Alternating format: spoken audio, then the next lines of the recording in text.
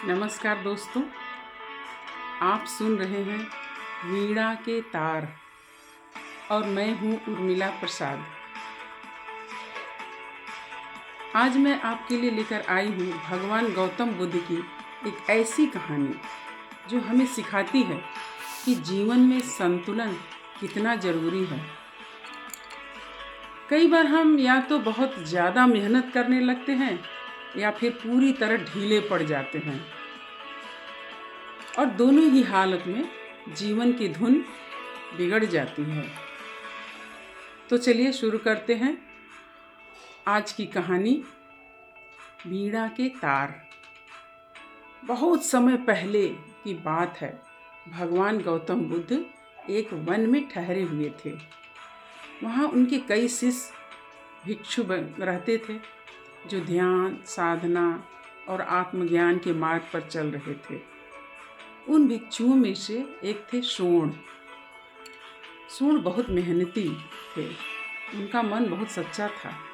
उनकी इच्छा थी कि वे जल्दी से ध्यान में सिद्धि पा लें, और इसी इच्छा में उन्होंने खुद पर बहुत कठोर नियम लगा लिए। सोण दिन रात ध्यान करते, बहुत कम सोते, बहुत कम खाते और लगातार साधना करते रहते। धीरे धीरे उनकी हालत बिगड़ने लगी। शरीर कमज़ोर होने लगा, पैरों में घाव हो गए, मन थकने लगा। लेकिन फिर भी वे खुद से कहते थे, नहीं, मुझे और प्रयास करना है, मुझे और तपस्या करनी है। पर दोस्तों, अक्सर ऐसा होता है कि जब हम ज़रूरत से ज़्यादा जोर लगाते हैं तो मन टूटने लगता है। सोण के साथ भी यही हुआ। ध्यान में सफलता तो दूर, उनका मन और भी ज़्यादा भटकने लगा।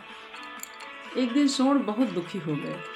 उन्होंने मन ही मन तय कर लिया, शायद मैं इस मार्ग के योग्य नहीं हूँ, मैं भिक्षु जीवन छोड़ दूँगा।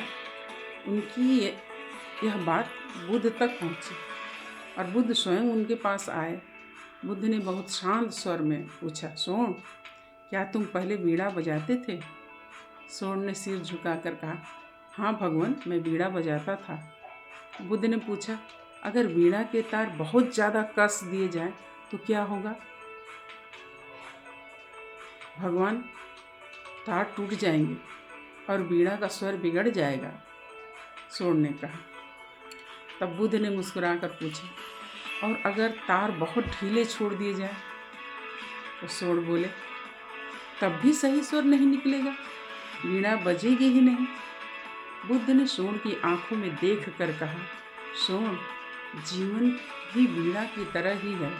अगर तुम अपने प्रयास के तार बहुत ज़्यादा कस दोगे तो शरीर और मन टूट जाएंगे, और अगर बहुत ढीले छोड़ दोगे तो जीवन की साधना आगे नहीं बढ़ेगी। इसलिए सफलता का रास्ता है संतुलन, संतुलन, शांति और सही प्रयास।